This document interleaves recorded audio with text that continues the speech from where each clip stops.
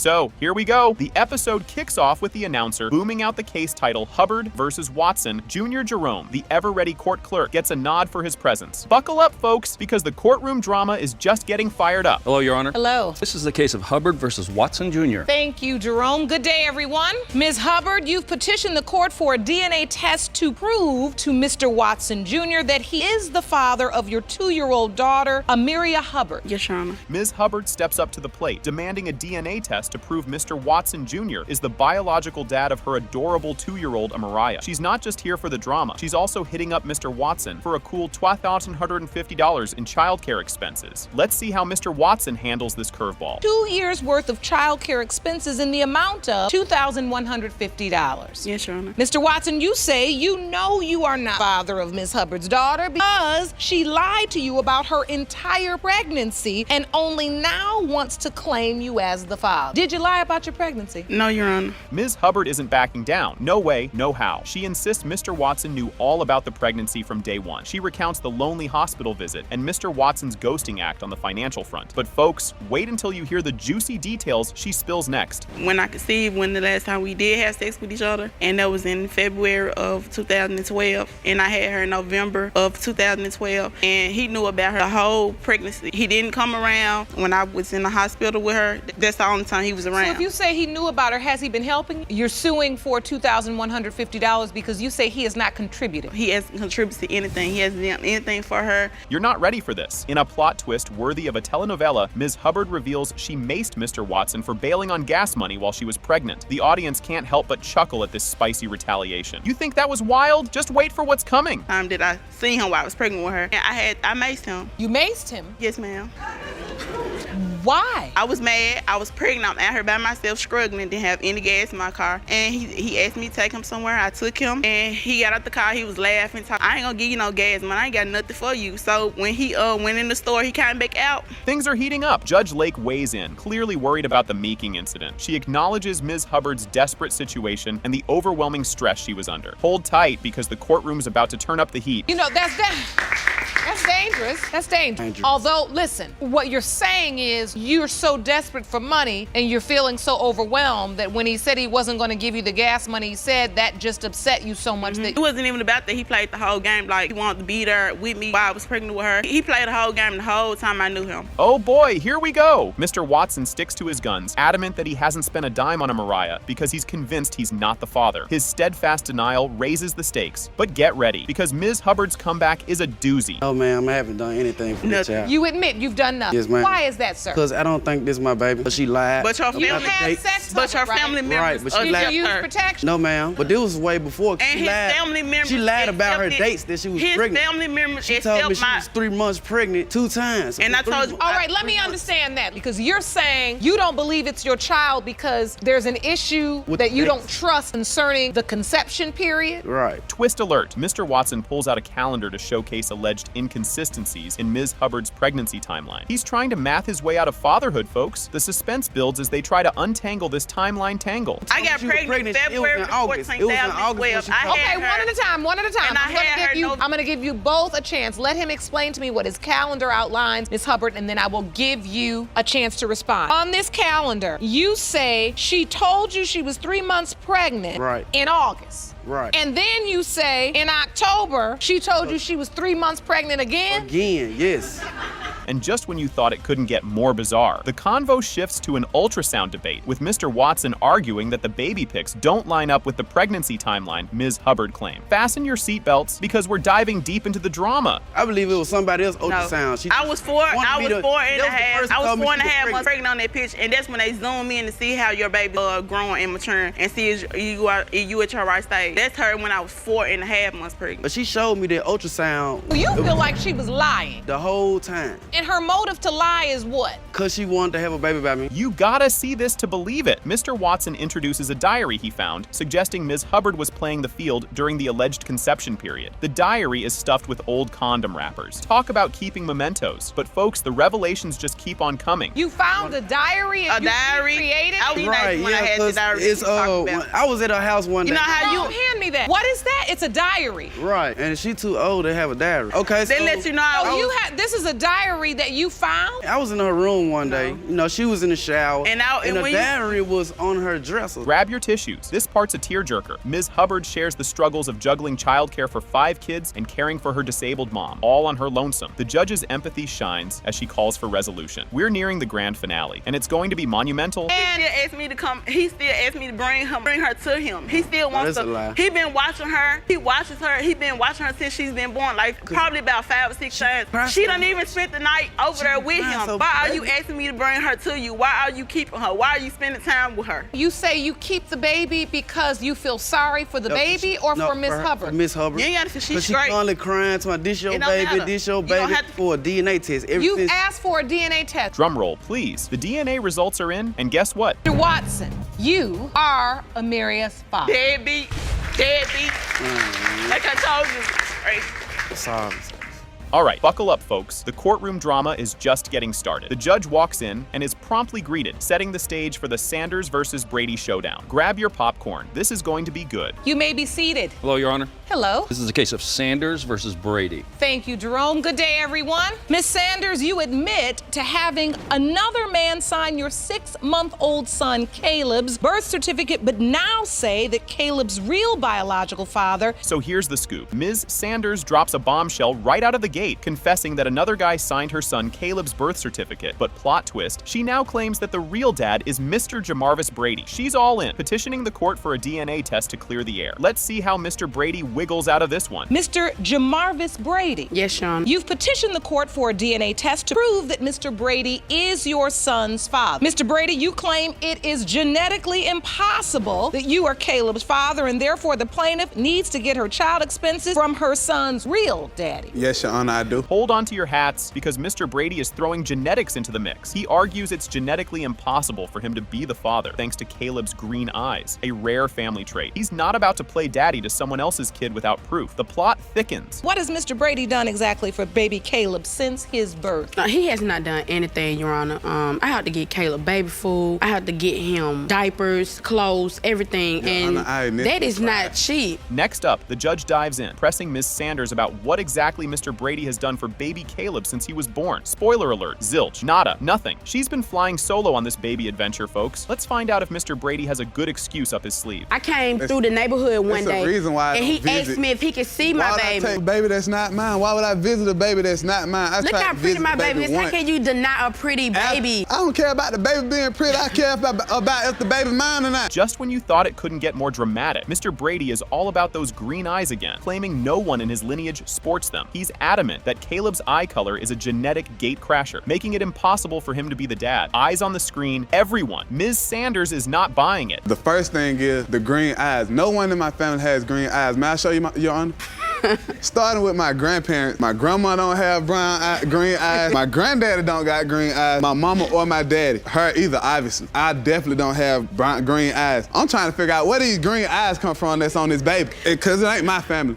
In a twist you didn't see coming, Mr. Brady spills the beans that he didn't even get the baby news from Ms. Sanders herself. It was through a friend who saw it on Facebook. Talk about modern problems. This revelation opens a can of worms about their rocky communication. Stay tuned to see how deep this rabbit hole goes. Because it's constant stuff coming up with Karen, like all the time. Like, What do you mean? Explain. When I first came and found out about the baby, I didn't find out but through Catherine. I found out through a friend who seen it on Facebook. I popped up at the house. I ain't called, I ain't text, none of that. I just popped up. And when she finally came to the door, she said, Caleb don't need you in his life. You're saying she didn't even inform you that she was pregnant. She told me in the beginning. But then when is this time you had to pop up at the house? This was after the baby was born. Okay. Grab your tissues. Mrs. Sanders recounts a heart-wrenching story of her difficult pregnancy with baby Caleb facing some scary health scares. Through all the ups and downs, Mr. Brady was MIA. This story's getting as heavy as my aunt's fruitcake at Christmas. She was at all of her appointments on time. Did he go to appointments with you? No, in the ma'am, beginning? not at all. And I had a very rough pregnancy. My son, while I was pregnant, he had a cyst on his brain. And the whole time they were saying that, you know, if the cyst don't disappear, that he could possibly have Down syndrome. Even when I had him and pushed him out, he was still going through a lot. His heart rate jumped from like 140 down to 70. I pushed him out in about 4 minutes. My water broke at 9:56. He was born at 10 on the dot. Mr. Brady was never there. And just when you thought this paternity roller coaster couldn't add another loop, it's revealed that yet another man initially signed the birth certificate, but a DNA test ruled him out as the father. Ms. Mrs. Sanders is sticking to her story that Mr. Brady is the only other option. Fasten your seatbelts, we're heading into verdict territory. Tested another man. Yes. You found out that he was not the father. Yes. And after you got that conclusion, you knew that at this point, Mr. Brady was the only other option? Yes. And you're positive that he was the only other option? Yes. If she was sure that the baby's mine, how she let him sign the birth certificate instead of telling me out the dribble? Like, I've been told him that I was pregnant. He never cared. Let me see the birth certificate, sir. Drum roll, please. The DNA results are finally read. And guess what? Mr. Brady, you are not. I told her that was my baby, Your Honor. Sit down. I told her. Sit down over there. Stand right where you stand. I told her, Your Honor. I knew it was mine. 100% positive. Can you believe we're just getting started? Judge Lake swings into action as Ms. Richardson steps up, all business and drama. She's claiming Ms. Russell's little girl, Eliza, isn't her late husband's kiddo, despite Ms. Russell chasing those Social Security benefits. Grab your popcorn because this is only the opening act. Ms. Richardson, you have summoned the defendant, Ms. Russell, to court to prove that her 3-year-old daughter, Eliza, was not fathered by your husband, Mr. Richardson, who recently passed away. You're joined today by his mother. Yes, sir. All right, I'm very sorry for your loss. Here's where it gets juicy. Ms. Richardson spills the tea about her doubts concerning Eliza's paternity. Picture this. Her husband, on his deathbed, repeatedly denies being the father right up until his last breath. Oh boy, buckle up because the roller coaster is just taking off. At my husband's deathbed, I had asked him, did he want to see his child? He said, that's not my child. So he kept telling me all the way until he took his last breath that she was not his child. If he did feel it was a possibility it was his child, would have told you. Yes, sir.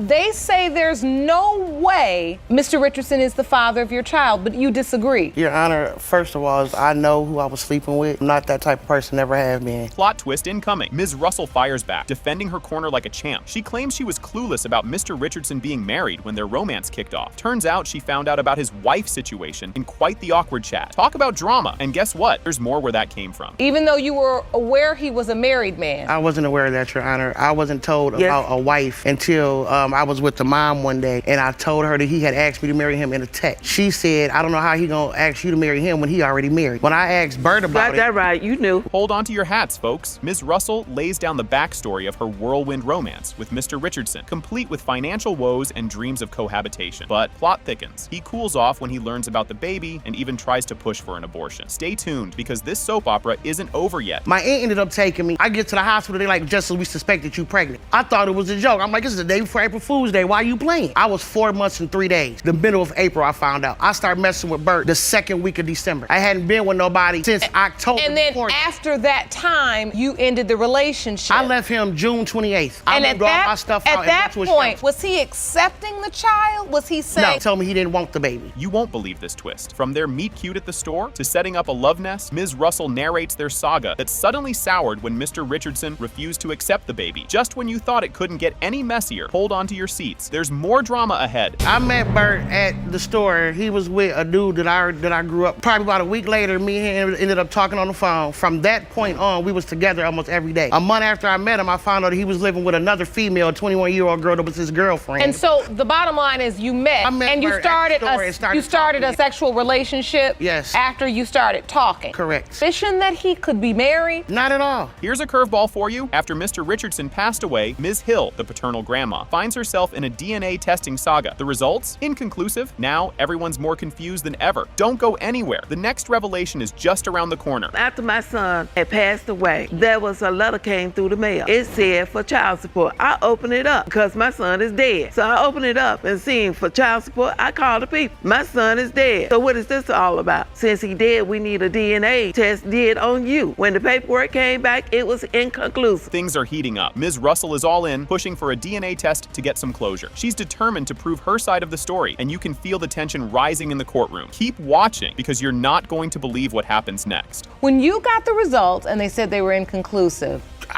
I didn't know what the problem could have been because, again, I know who I was with. But I'm the one pushing this. I want closure. I got doubt because someone on their deathbed saying, no, don't know what to believe. I'm here today to That find man out. went all the way, all the way 6 feet under with all his lies. The moment of truth. DNA results time. And boom, it's confirmed. Ms. Hill and Mr. Richardson Sr. are related to Eliza Richardson. Thank you, Your Honor. That's all we want. That's all we wanted. I don't lie about nothing. I'm too grown for that. Well, we going by what my husband said, and as a wife, that was my duty. Just when you thought court shows couldn't get any spicier, here comes Jerome with the case intro. The episode opens with the court clerk, Jerome, introducing the case of Young V's Terrell Patton. Judge Lake greets the participants and the audience, setting the stage for the dispute with a friendly, "Hello." Seriously, grab your popcorn because you're not going to want to miss what happens next. Please be seated. Hello, Your Honor. Hello. This is a case of Young versus Terrell Patton. Thank you, Jerome. Good day, everyone. Ms. Young, you and your daughter are here in court today to prove that your deceased common-law husband, Johnny Wallace, did not cheat on you with Ms. Terrell and father her daughter, Miss Patton. Hold on to your seats, folks. Ms. Young is about to drop a bombshell in the courtroom. She presents her claim assertively, stating her goal to prove that Johnny Wallace, her deceased common-law husband, did not father Ms. Terrell's daughter, Miss Patton. She's also aiming to claw back over $12,000 in Social Security benefits that Miss Patton received after his death. Buckle up, because the drama is just ramping up. You say once the results prove he is not Miss Patton's father, you will sue to recoup all of the Social Security benefits from Miss Patton that she wrongfully received after his death, totaling over $12,000. Yes, Your Honor. Things are heating up. Ms. Terrell steps up with a fiery defense, asserting that Mr. Wallace acknowledged her daughter, though she chose to keep her child away from his tumultuous lifestyle. She expresses her hope for her daughter to be accepted by Mr. Wallace's family once her paternity is confirmed. Oh, the irony! Stick around, because the judge's next questions are real doozies. You say Mr. Wallace never denied your daughter, but it was you who chose to separate your daughter from Mr. Wallace's crazy lifestyle. You claim that once the DNA test proves you right, you want your daughter, Miss Patton, to be accepted by the Wallace family. Is that correct? Yes. The plot thickens. As Judge Lake dives into the history, Young details how she first heard about Miss Patton possibly being one of Mr. Wallace's children. It turns out her first clue was from a Social Security letter, not from Mr. Wallace himself. A twist right out of a soap opera. What comes next? You guessed it, more eyebrow-raising revelations. The jury is still out on that one. I never found out. All I know is that I've known him since I was a teenager. We lived together. He's my daughter's father. And I never knew of Kaisha being his daughter, and still don't to this day. I found out when my kids started getting Social Security, and then a few months after that, I got a letter from Social Security indicating that someone was applying for Kaisha. Just when you thought it was safe to breathe, Ms. Terrell throws another curveball. She confirms that Mr. Wallace recognized her daughter and sheds some light on his complicated romantic entanglements. The audience's reaction? Audible gasps, and probably some eye-rolling at home. Don't go anywhere. The emotional roller coaster is just picking up speed. You say that Mr. Wallace acknowledged your daughter? Yes. And his family? Yes. Me and Mr. Wallace was going with each other. We was together every day. We would go out. Did you know he was in a relationship with Ms. Young? He had other baby mamas. He was around with all of them. Grab your tissues, because things are about to get teary. Miss Patton recounts a poignant and somewhat awkward memory of meeting Mr. Wallace, who abruptly confirmed he was her dad in a fleeting encounter. This bittersweet moment leaves everyone, including Miss Patton, with more questions than answers. And guess what? The emotional revelations are far from over. And it kind of went back and forth, and he was like, well, I'll talk to you later. I gotta go. Took care of some other stuff around the house, and then he shortly left after that. He left the house, and you were still there. That encounter, and the way you remember it is, it's amazing, actually. Just a young girl, 8 years old, having that kind of encounter. Did you ever hear about Miss Patton? Yes. You did? Yes. What did you hear? One day, Mom said, no, Kaisha's supposed to be your sister. Cue the dramatic music, because Ms. Terrell is not holding back. She discusses the circumstances of her pregnancy with Miss Patton, including Mr. Wallace's reaction and his family's involvement, which only adds layers to the already complicated story. If you thought the courtroom was tense before, just wait until you hear what's coming. I was a virgin when I first met Johnny Wallace. Me and him used to hang out. He used to come to my mother's house. I used to go to his grandmother's house. Okay, listen. What I'm trying to find out is, when you found out you were pregnant, did you say to him, I'm pregnant? No, his sister already told him. If she went to the family and told him that she was pregnant, he gave her money to have an abortion, and she did away the money however she sees fit. Ever wondered how courtroom drama mixes with bureaucratic snafus? Well, you're about to find out. Judge Lake probes into how Miss Patton was deemed eligible for Social Security benefits amidst all the paternity doubts. This segment highlights not just the emotional, but also the procedural chaos surrounding the case. Brace yourselves, because the plot is about to thicken even more. My great-grandmother said that when they called her and asked her, did she know anything about Kaisha and could she be the daughter? She said, I know Kaisha. Johnny said he gave her mother money at one point to get an abortion. She think that they went shopping with the money. I wasn't there, but that's what she said. She told Social Security. The atmosphere is electric as Jerome approaches with the envelope. The moment of truth arrives as Jerome hands Judge Lake the envelope with the DNA test results, and the entire courtroom holds its breath in anticipation. The family ties, the money, the drama, it all comes down to this. You definitely won't want to miss the reaction to these results. It has been determined by this court, Miss Patton and Miss Stapleton, you are not related. Already knew it. All right. At the very beginning, we kick things off as the case of Palmer Verser. Ross gets rolling. Everyone exchanges hellos, setting a formal yet communal vibe for the courtroom drama about to unfold. You just know things are going to get spicy. Hello. This is a case of Palmer versus Ross. Thank you, Jerome. Good day, everyone. Ms. Palmer, you opened today's case because the defendant is denying he fathered your 3-month-old son, Jace. You recently met your own father for the first time and refused to have your son grow up without his father like you did. Ms. Palmer steps up to the plate, opening today's fiery case because Mr. Ross is steadfast in his denial of fathering her 3-month-old son, Jace. This bit sets the stage with high stakes, layering personal turmoil and financial intrigue as we dive into the heart of their conflict. Strap in because the emotional roller coaster is just leaving the station. Mr. Ross, you say Ms. Palmer is pinning her child on you because you have money and you are in court to prove once and for all you are not her child's father. How does it feel having to raise your son alone? Here's where the plot thickens. Amidst a fiery exchange, Ms. Palmer insists they never used condoms, countering Mr. Ross's claims of cautious liaisons. The judge probes into the casual nature of their relationship, setting the scene for a tangled web of he said, she said. Oh, and just you wait, it gets even more tangled up next. Your Honor, first of all, we use condoms every time we had sex. We never use condoms, Your Honor.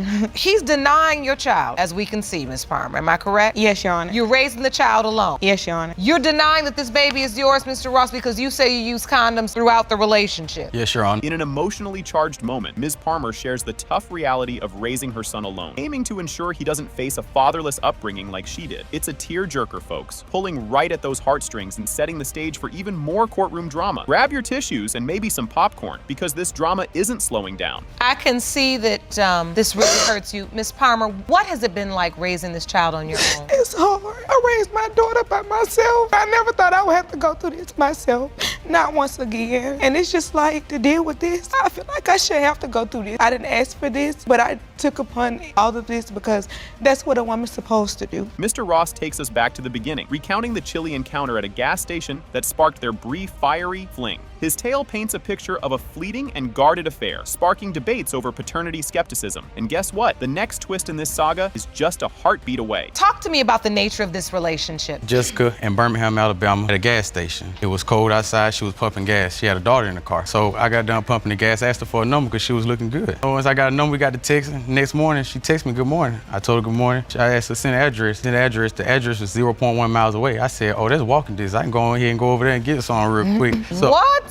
After just meeting her at the gas station? Just when you thought it couldn't get more convoluted, Mr. Ross reveals a bombshell, a misfired pregnancy test text meant for another man. Cue the dramatic gasps and eyebrow raises as this plot twist intensifies the paternity puzzle. Hold on to your hats. The emotional whirlwind continues to whirl. About a month or two later, she sent a text message, a picture text message, which was a pregnancy test. I asked her, what's the pregnancy test for? She tells me that it wasn't for me. It was for the other guy she thought was the father of her child. Wait, what? Your Honor, I told him that it was someone else. Well, yeah, then this doesn't make sense, Ms. Palmer. So you accidentally send this pregnancy test to Mr. Ross, but you thought you were sending it to the other guy? It was a mistake on sending it to him. So once he continued to deny, it's just like, I left it where it was. As the case draws to a close, Ms. Palmer passionately argues about the importance of fatherhood, backed by the judge's solemn nod to the child's right to paternal love. This segment sets us up for a grand finale that's packed with emotion and legal fireworks. The climax is just around the corner, and it promises to be a doozy. Too innocent and too good to have a paternity issue hanging over his head when he's 3 months old. He deserves the love of his father. I grew up without my We don't know if that's you, Mr. Ross. For certain if that's you, but we do know the child deserves it. Yeah, it deserves it. All right, so now, you, Miss Palmer, you said you grew up without your father. I did. I didn't meet my father until a week before I gave birth to my son. And my dad actually looked for me. It's just like, I don't want the same for my son. And here it is, folks, the big reveal. The DNA results are in. It has been determined by this court. Mr. Ross, you are the father. The court session kicks off with the usual pleasantries. The judge throws in a cordial hello as the case of Smith versus Smith is announced. You can almost hear the drama revving up in the background. Buckle up, it's going to be a bumpy ride. Hello, Your Honor. Hello. This is the case of Smith versus Smith. Thank you, Jerome. Good day, everyone. Mr. Smith, you have brought your estranged wife to court to prove that you are the biological father of her 4-year-old daughter, Christina Cookie Smith. Mr. Smith steps up, and boy, does he have a story to tell. He's here to prove that he's the rightful dad to little Christina Cookie Smith. He's been her dad from day one and has his name proudly scribbled on her birth certificate. The plot thickens, and you'll want to stick around for the juicy details coming up. And have been daddy since she was born, and claim you know you are her father. Mrs. Smith, you admit that you allowed your husband to sign the birth certificate and initially believed he was his father, but as your daughter got older, she no longer looked like him. Mrs. Smith swings back with a plot twist. Initially, she was all in with Mr. Smith being the dad, but then plot twist. As Cookie grew, she started to look less like Mr. Smith and more like a mystery guest. And just when you think you've seen it all, the next part adds even more spice. Mr. Smith, take us back to the beginning of your relationship with Mrs. Smith. In the beginning, we actually met in middle school.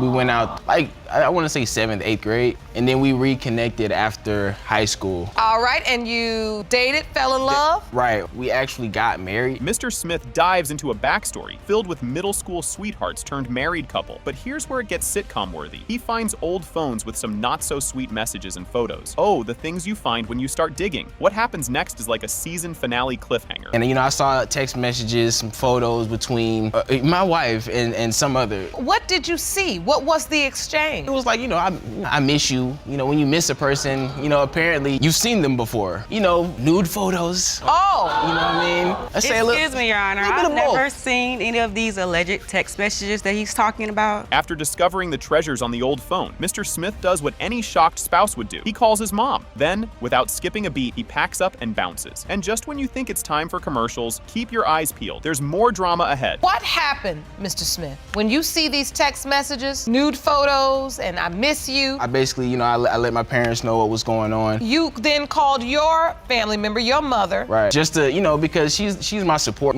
She helps me on everything. You know what I mean?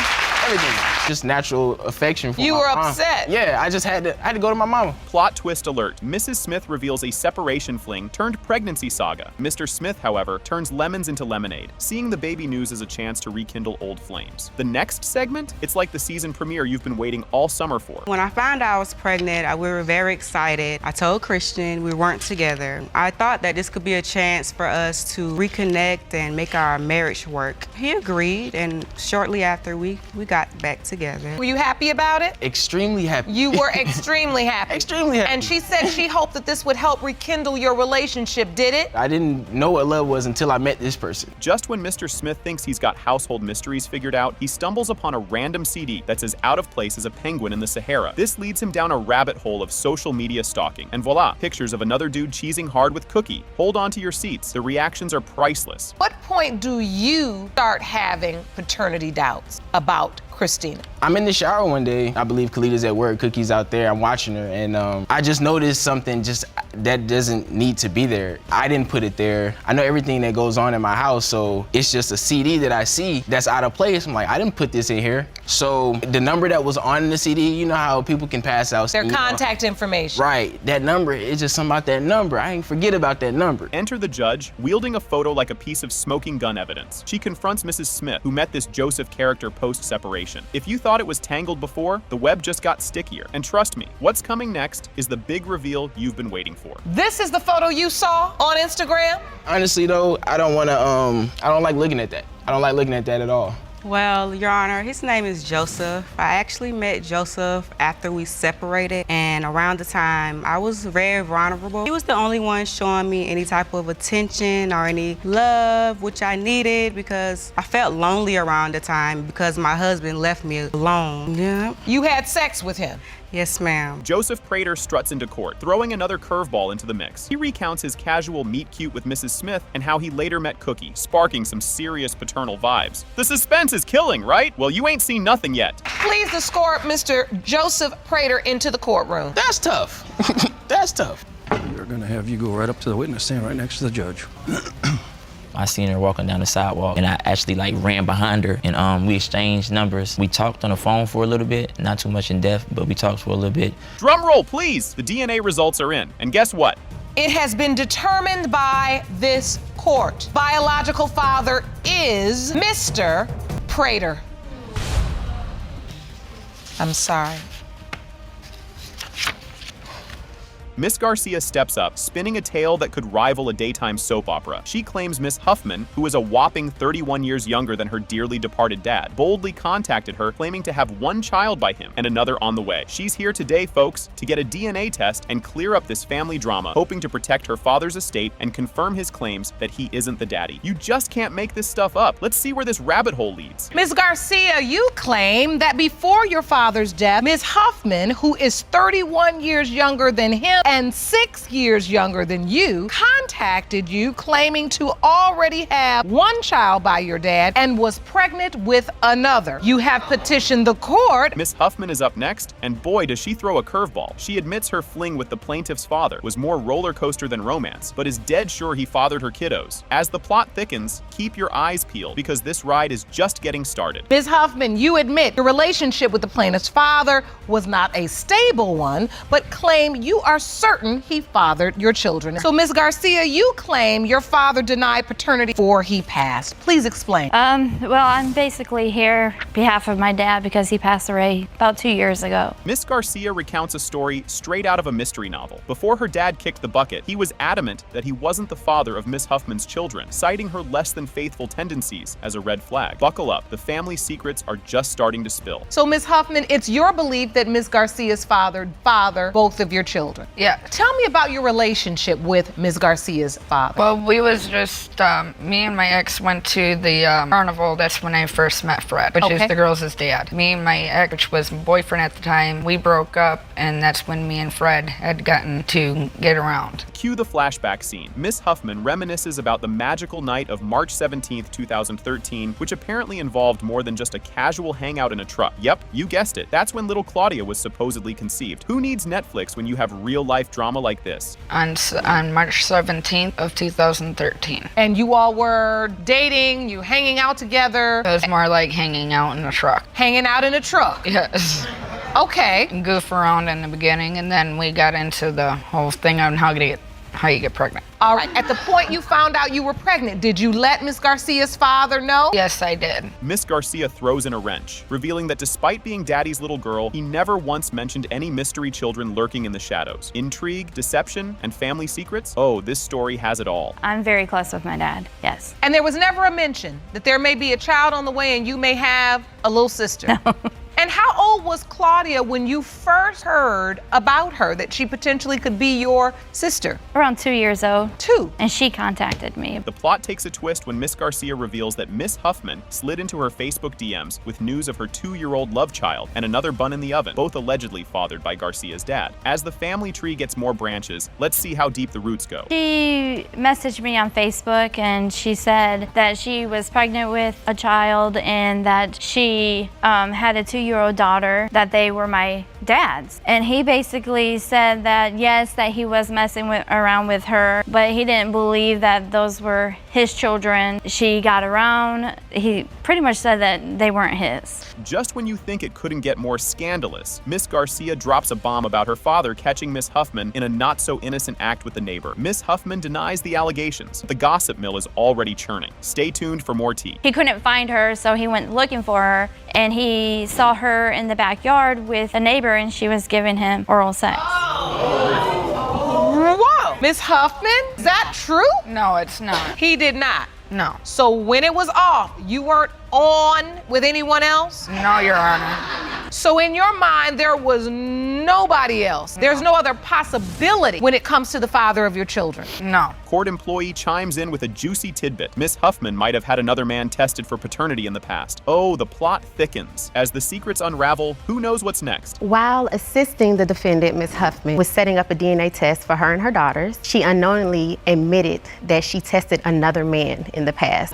What did she say? She said that she did not remember if she brought the birth certificate with her the last time she tested a man against Claudia, which indicated to me that she truly does not know who the biological father of Claudia is. Is it true that you had another man tested as it relates to the paternity of Claudia? He was testing her. Despite the whirlwind of drama, Miss Garcia shares a heartwarming wish to recognize Claudia and Emily as her sisters, hoping to keep her dad's memory alive through them. Grab your tissues. This family reunion is going to be a tearjerker. There's been a time where we were trying to cremate him, and the state of Michigan was offering to help us get him cremated for free. They were asking questions about his children, and because when I did that, they wanted to have her sign a paper saying that it was okay for him to be cremated. She told me that she was not going to sign the papers.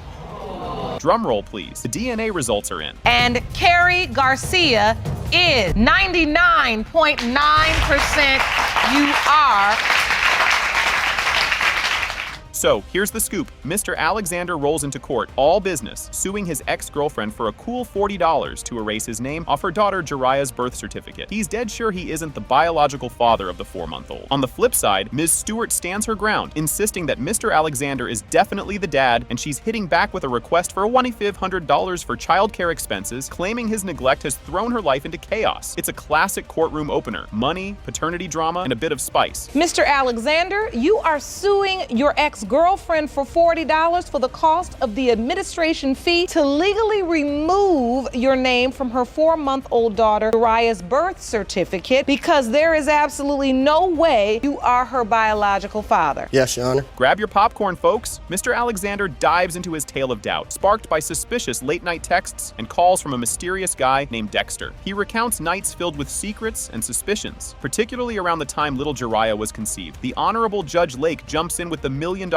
question. Do these shady timelines match up with baby-making time? Oh boy, the plot thickens, and trust me, you don't want to miss what comes next. My name should be removed from the birth certificate for one. In the bed, chilling. I seen text messages and several phone calls from this guy named Dexter. She wouldn't answer the phone when I was in the room. I guess she would wait until maybe I left or whatever, so that's kind of a suspicion for me. So you saw text messages coming in on her phone? Right. Yeah, I asked her about it, and she told me, like, don't worry about it, like, basically, like, it's none of my business. That's the reason why I have a doubt. Plot twist alert. Mr. Alexander lays it all out, talking about how the timing of the pregnancy news just doesn't add up, given their on-again, off-again status. Mrs. Stewart admits they were still close during their breaks, but firmly denies any cheating shenanigans. Then she drops a bomb. She'd slapped a tracking device on Mr. Alexander's phone, and, lo and behold, discovers potential evidence of him stepping out. The trust thermometer just plummeted. Brace yourselves. The courtroom's about to turn into a circus. So you feel like the time didn't add up? Right. So, Miss Stewart, were you intimate with Mr. Alexander during that 3-month break? Yes, I was. So you say you were? Yes. Every time we're on a break, it's not necessarily a break because we still have sex, so it's not really a break. So were you cheating?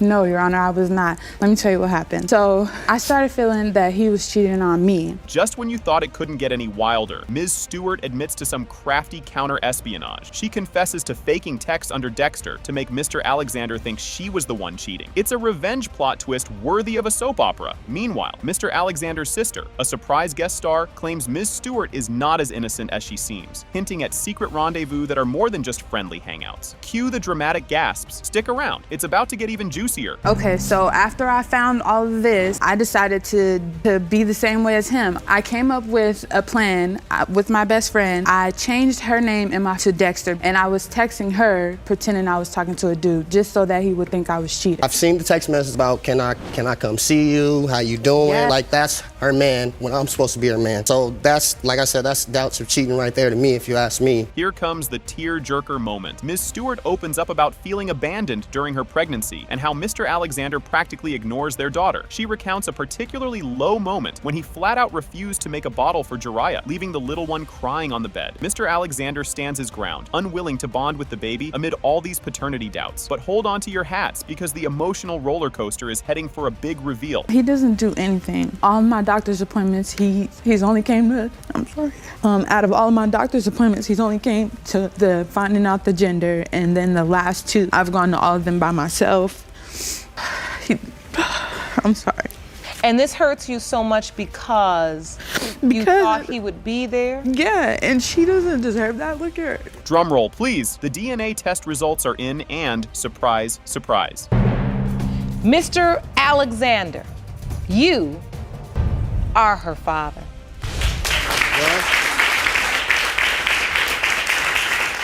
The courtroom is set for a showdown that could rival a daytime drama finale. Jerome kicks things off by introducing the case of Williams III versus Smith as the judge greets everyone with the enthusiasm of a game show host. It's clear we're in for a wild ride. Please be seated. Hello, Your Honor. Hello. This is the case of Williams III versus Smith. Thank you, Jerome. Good day, everyone.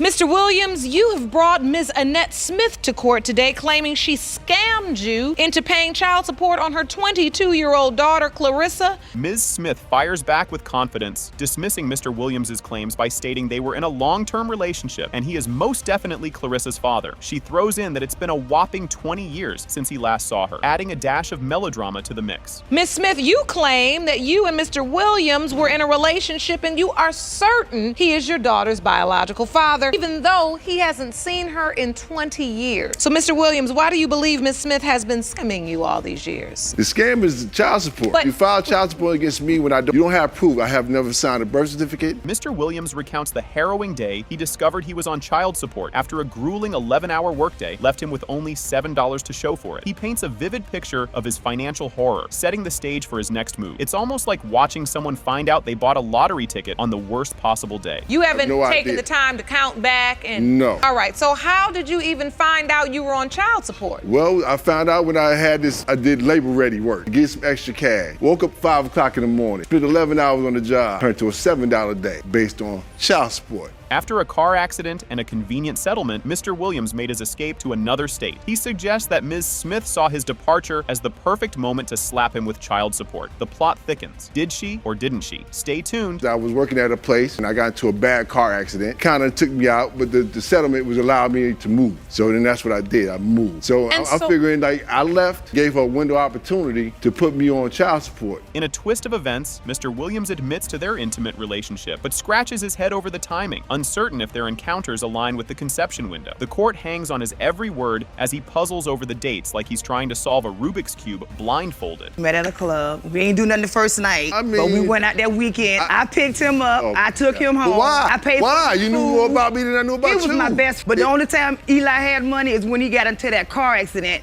He got mad at me because I didn't show up at the hospital. This is why he is so good out of 22 years. You all were boyfriend and girlfriend? Yes. No. At the point that you realized you were pregnant.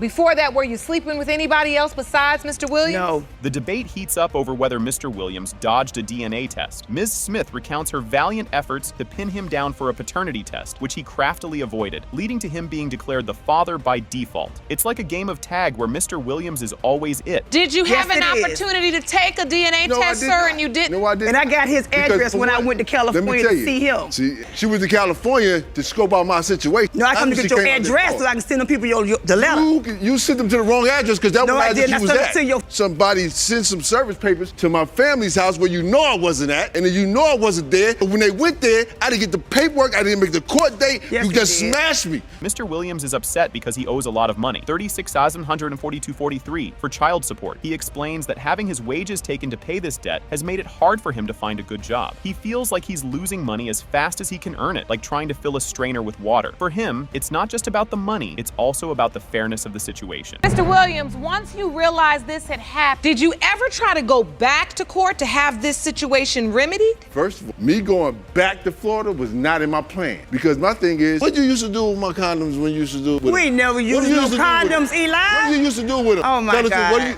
We never used Why are you doing this? You never used condoms. Never. So, Mr. Williams, you say you always used condoms. As far as I know, always use condoms. A photo of Mr. Williams and baby Clarissa appears, suggesting a time when he wasn't denying her. This evidence seems to rewrite the narrative, showing a happier chapter in this saga. It's like finding an old love letter in your junk drawer. It changes everything. This is you and the baby. Right. It doesn't look like you're denying her at that point. Doesn't look like it. I'm not denying, because at that point in time in life, none of this was available to me to find out a blood test and all this stuff, because I didn't know nothing about it. You both and Clarissa in California. Yeah. You look happy. You look like a you couple. understand something? I'm one of them people that I won't take care of my responsibility if I think I'm responsible for it. There's somebody else involved. I don't think the child looks like me. I don't think she has my characteristics. Clarissa steps into the courtroom, sharing her heartfelt disappointments and the dreams of father-daughter dances that never were. Her testimony is more touching than a season finale of your favorite tearjerker series. Grab your tissues. This is the emotional climax. Look at Mr. Williams and tell him what he's missed out on in your life. You missed out on my entire life. I wanted to have a father to brag things about in my academic life. I wanted to explore someone to support me. You were never there. I wish you were. We could have had some fun, but no, you weren't never there. You stopped calling me. These pictures that she's sharing, all I ever wanted was to meet you, see you, hear you again. Drum roll, please. The DNA results are in. It has been determined by this court. Mr. Williams, you are her father.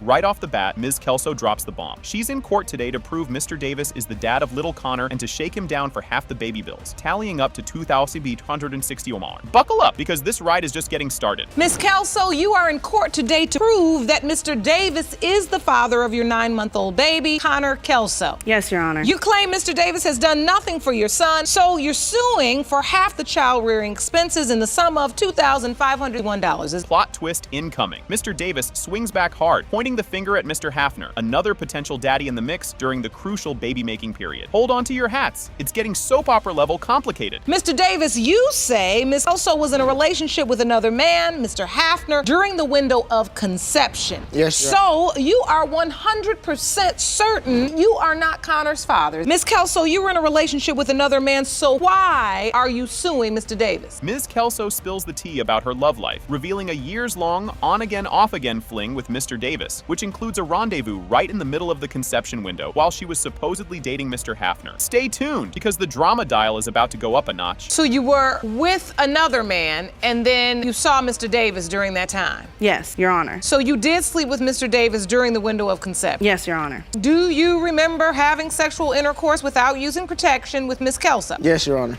Ms. Kelso lays down the timeline like a pro, marking the calendar with her romantic encounters, claiming she and Mr. Davis had their moment smack dab in the middle of baby-making week. Next up, watch how the judge handles this ticking time bomb of a timeline. And then you were intimate with Mr. Davis on the 7th, which is in purple. Yes, Your Honor. And then Connor was born October 18th. Yes, he was a week so, late. Mr. Davis, does this look familiar? Were you with Ms. Kelso on January the 7th? As far as that particular date, I'm not for sure. I was definitely with her during that time frame, though. Yes, Your Honor. You were? Yes. The judge raises an eyebrow, questioning Ms. Kelso's certainty about who's the daddy based on Connor's tardy arrival and her colorful relationship timeline. Grab your popcorn, because Ms. Kelso's next answer is a doozy. When the child came late, did you ever think to yourself, maybe it's Mr. Hafner's child, not Mr. Davis? I just go by the conception date. And by the way that my son looks, I see it in his skin color. The more I see his skin get darker. But that could also be Mr. Hafner's family, because they're half Puerto Rican and they have dark children in their family as well, so. In a plot twist worthy of a daytime Emmy, Ms. Kelso admits she told Mr. Davis he wasn't the father on Facebook just to keep him away during her pregnancy. What's coming next? Oh, you'll want to see how the judge reacts to this bombshell. Telling me on Facebook I'd like to see those. that she's not, that I'm not the father. So this is a post from you, Amber Kelso. It reads, "My son is not yours." Yes, I told him that because I didn't want him coming back to pregnant. He put me through way too much stress, so I just told him the child's not yours to get him away from me. Tell a man my son is not yours, and you don't just tell him, you write it. He's likely to believe that. Ms. Kelso, armed with a list of expenses, claims she spent over $5,000 on baby Connor, contrasting sharply with Mr. Davis's laughable $10 contribution. And just when you think it can't get any wilder, wait till you see what's up the judge's sleeve. And this totals $5,122. Yes, Your Honor. That you spent on this baby in 9 months. And Mr. Davis, you say you contributed $10 to that. At least 10 people that I know personally that she's had intercourse with. Mr. Davis fails to explain about the time claims that I had sex with the people that he knows because none of them were around the area of the conception date, not even around. You've admitted in court that she was sleeping with you. She was. So you potentially could be this child's father. I could be. But in comes Mr. Hafner's mom, teary-eyed and heartfelt, swearing up and down that Connor is the spitting image of her own dad. If you thought the court was charged before, watch as the emotional stakes get cranked to 11. You have a witness that you brought Yes, today? I did. I'd like to hear from her. This is Miss Hafner, Mr. Hafner's mother. Thank you for joining us. This Ma'am. is hurting me because I believe Connor is ours. He looks like my dad. I have pictures to prove it. I'd like to see those. To show you, he looks just like my dad, and I believe he's my grandbaby. And it's important to you. You don't have to be sorry about being emotional about a child. We understand how important they are. I love him to death. And now, the moment of truth, the envelope please. As the judge reveals the DNA results, the courtroom holds its breath. Is Mr. Davis the father, or does Mr. Hafner need to start baby-proofing his home? Let's find out. It has been determined by this court. Mr. Hafner, you are not the father. Mr. Davis, you are the father.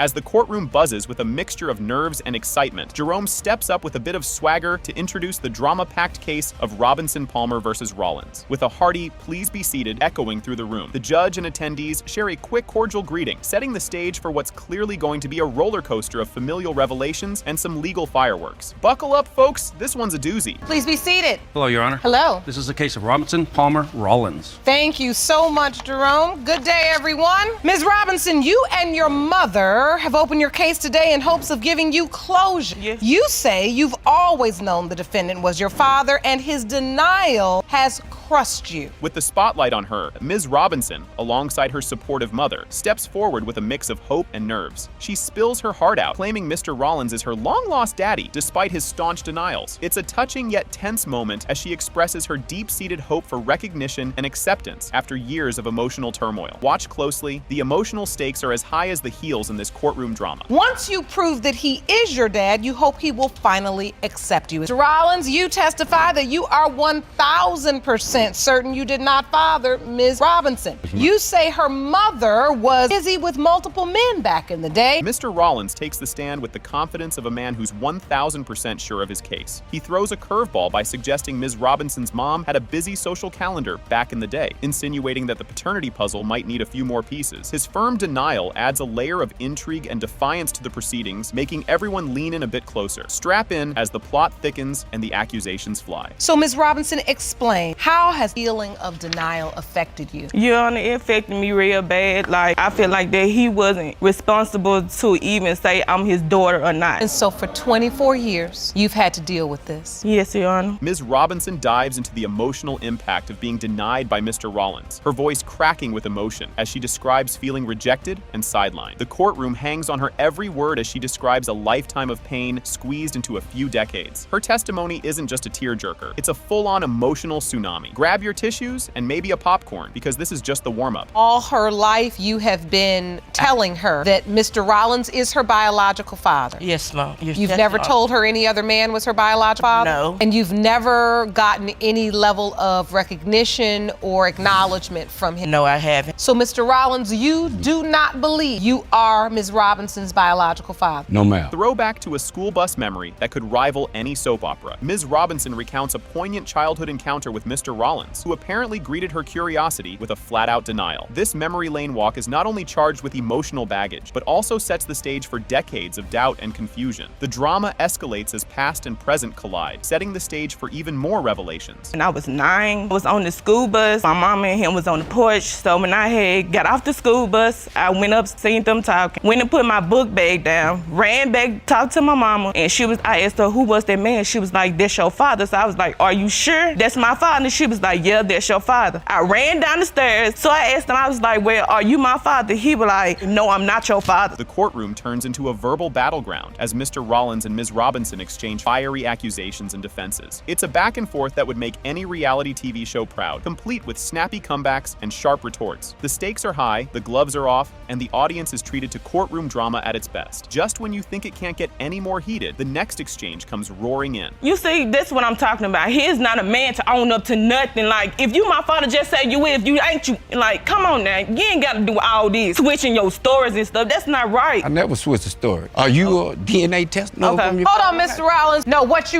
you're not gonna prosecute her because you don't have no law degree. It seemed like you're not a prosecutor. What you are, hold on. In a twist that could only happen in the modern world, a DNA test becomes a birthday party favor. Ms. Robinson narrates a story where Mr. Rollins brings a DIY paternity test to her baby's first birthday, which they fumble due to lack of instructions. It's a comedic yet critical moment, blending family drama with a dash of sitcom silliness. The suspense builds, so stick around to see how this science experiment turns out. When I had added him my friend on Facebook and he accepted me, I texted him, I was like, hey, do you know who I am? He was like, yeah, years ago you mentioned to be my daughter. It was October the 6th, 2015. So you were about 22 around then? I asked him, did he want to come to my baby's first birthday? He was like, so he came, he brought a home DNA test. We didn't know how to use it. He brought a home DNA test to your baby's first birthday? That's because I was asked to bring it. With the tension palpable, Judge Lake finally drops the bombshell. It has been determined by this court, Mr. Rollins, you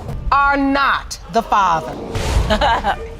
Well, buckle up, folks! The episode starts with the judge striking the gavel and enthusiastically greeting everyone in the courtroom. Ms. Shands steps up, heart on her sleeve, lamenting over her shattered teenage romance with Mr. Hollis, who, plot twist, now denies being the daddy to her adorable 15-month-old munchkin, Aiden. Drama alert. Hello, Your Honor. Hello. This is a case of Shands versus Hollis. Thank you, Jerome. Good day, everyone. Miss Shands, you appear in court today because you are devastated that your first love and the person you lost your virginity to is now denying your 15-month-old son, Aiden. Enter stage left, Mr. Hollis and his mom, and boy, do they make an entrance. They're here not just to deny everything, but to drop the bomb that Ms. Shands might not be the most reliable narrator. Accusations of pathological fibbing fly as they claim they know who the real father is. The courtroom's heating up, and it's only going to get spicier from here. Mr. Hollis, you are here with your mother, and you both testify that Ms. Shands is a pathological liar, and you both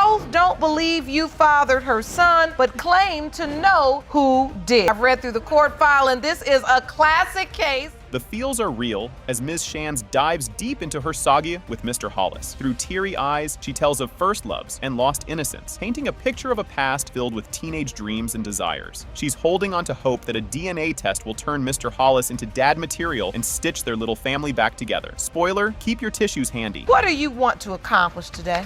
Today, I would like to accomplish that Amir is the father of my child. He has been in my baby life ever since my baby has been 3 months. He's my first love, my first kiss, my first everything. And today, I just want to know the truth I want to prove to him that he is the father of my child. Mr. Hollis takes the mic and spills the tea on their not-so-fairy tale love story. He talks about a high school squabble that snowballed into accusations of cheating and shattered trust, culminating in a dramatic breakup and rebound relationships. But wait, there's more drama around the corner. I caught Desire cheating so many times, like, it don't make no sense.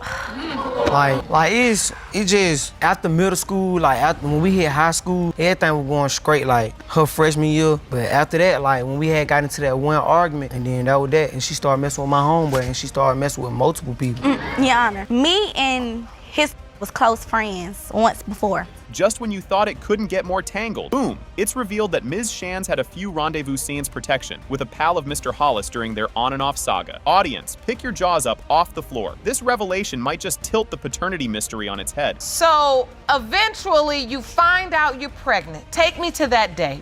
My godmother, we used to be on the porch, like just when she was doing people's hair, we used to be on the porch. She was like, you pregnant. I used to be like, stop jinxing me. And I found out I was 5 months pregnant. 5 months? 5 months. So you didn't even know enough about your body to know you were pregnant. So you find out you're 5 months pregnant. Plot twist at the maternity ward. Flashback to baby Aiden's arrival. And guess who's in the delivery room? Not Mr. Hollis, but his buddy. This throws a wrench into the whole "who's your daddy?" question and sets the stage for yet another gasp-worthy twist. Miss Shan, when you give birth, who was with you? The friend was with me when Aiden was born. In the hospital? In labor. And my mom, I sent my mom there because I knew there was a possibility that my son could be the dad as well. He favored my son when he was born. So, Mr. Hollis, you just didn't want to be there, or you felt like you weren't invited? Oh, I wasn't never invited. Like, anything I ever found out about the baby, I found out by myself. Like, I was walking out of fourth period, somebody came to me and said, Desire had her baby, da-da-da. Hold on to your hats because Ms. Shands drops a confession that could flip the script. She admits that little Aiden might indeed be Mr. Hollis's mini-me, citing a family resemblance so striking even Mr. Hollis's mom had to do a double take. The suspense is killing us. My baby had more future than him than the other guy. Yes, it is. He looked I'm just nothing trying like to the protect other my guy son. at all. I FaceTimed her and told her that it looked like I said Amir. And what did she say, Mom? It's a possibility. So you admitted that it was a possibility? Yes, Your Honor, I did admit that it was a possibility. The drama doesn't just live in the courtroom. It's gone viral. A video of their courtroom saga and a song penned by Mr. Hollis about their entanglements hit the internet, racking up views and adding a public spectacle to their private woes. Popcorn, anyone? Miss Your Honor. And it was a video that went viral. It went viral. He made a little song. It got me and his picture in the background. He said, you better not trust her. She gonna come back to me. Your Honor, first of all, that was after the fact she made a video about me first while I was there. So. No. Made a video? They've been making videos about each other. After she made one of me first. No. This is insane. Drum roll, please. The verdict's in, and it's a jaw dropper. It has been determined by this court. Mr. Hollis, you are not the father.